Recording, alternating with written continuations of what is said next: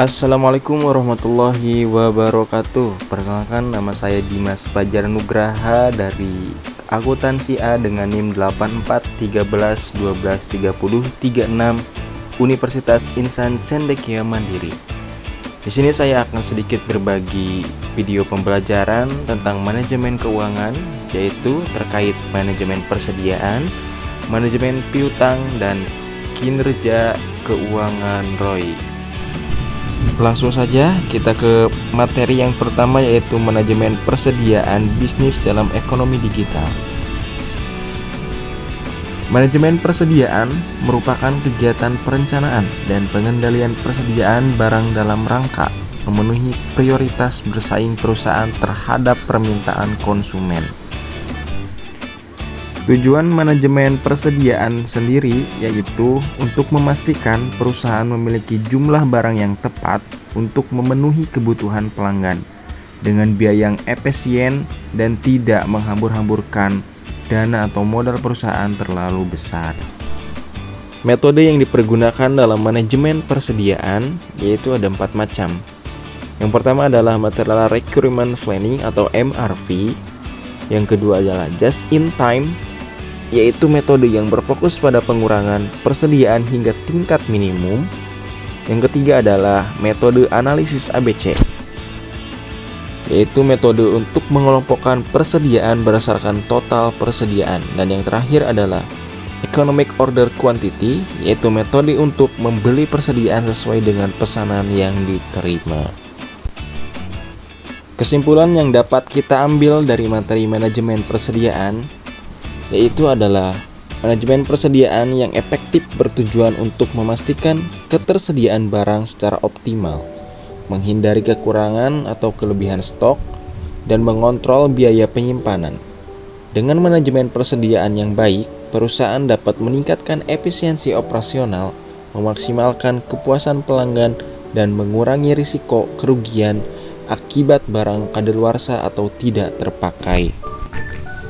Selanjutnya kita masuk ke materi yang kedua, yaitu manajemen piutang. Mengelola piutang usaha dengan efektif. Manajemen piutang sangat penting karena merupakan bagian dalam perusahaan yang menghasilkan arus kas masuk dalam perusahaan dan memiliki dampak besar pada arus kas di masa mendatang. Tujuannya juga adalah untuk mengoptimalkan arus kas perusahaan, menjaga likuiditas, dan meminimalkan risiko gagal bayar. Sedangkan konsep dasarnya, mengelola piutang usaha adalah dengan melakukan serangkaian aktivitas perencanaan, pemantauan, dan pengendalian terhadap dana yang akan ditagihkan.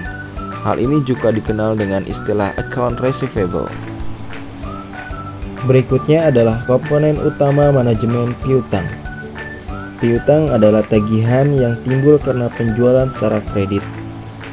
Komponen utama yang pertama adalah menentukan kriteria kelayakan pelanggan untuk kredit.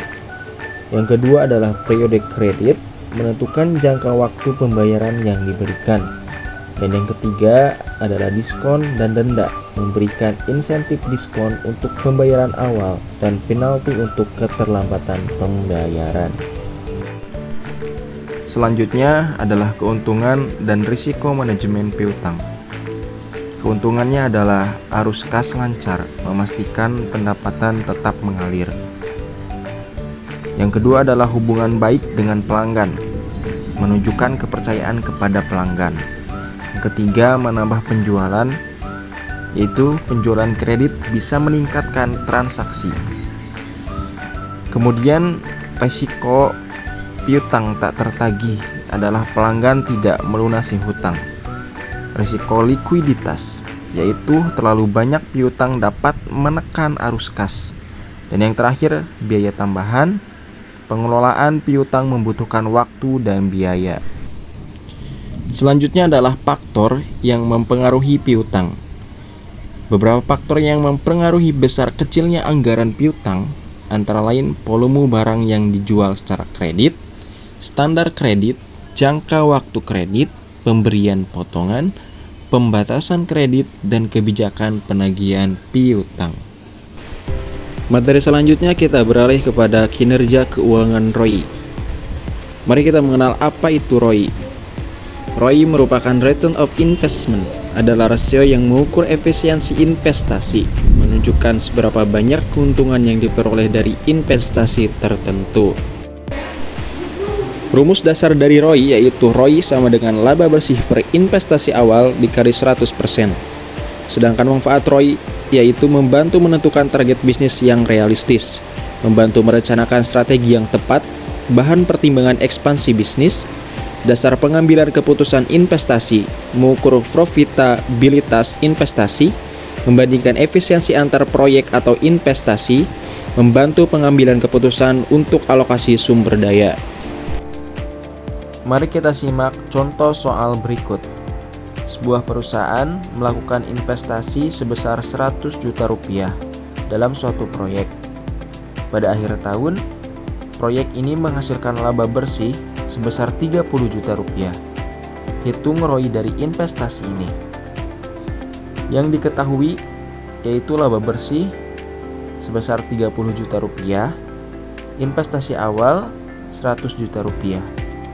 Maka penyelesaiannya menggunakan rumus ROI yaitu laba bersih per investasi awal dikali 100%. Maka hasil yang didapat adalah 30%. Dan dapat disimpulkan ROI dari perusahaan di atas adalah 30%. Kesimpulan yang dapat kita ambil dari materi tadi adalah ROI atau Return of Investment adalah rasio yang digunakan untuk mengukur keuntungan yang diperoleh dari investasi dibandingkan dengan biaya investasi tersebut. ROI dihitung dengan membagi laba bersih dengan total biaya investasi, lalu dikalikan 100% untuk mendapatkan persentase keuntungan. Singkatnya, ROI membantu menilai efisiensi investasi. Semakin tinggi ROI, semakin menguntungkan investasi tersebut. Demikian materi yang bisa saya sampaikan. Kurang lebihnya saya mohon maaf. Wabillahi taufiq wal hidayah. Wassalamualaikum warahmatullahi wabarakatuh.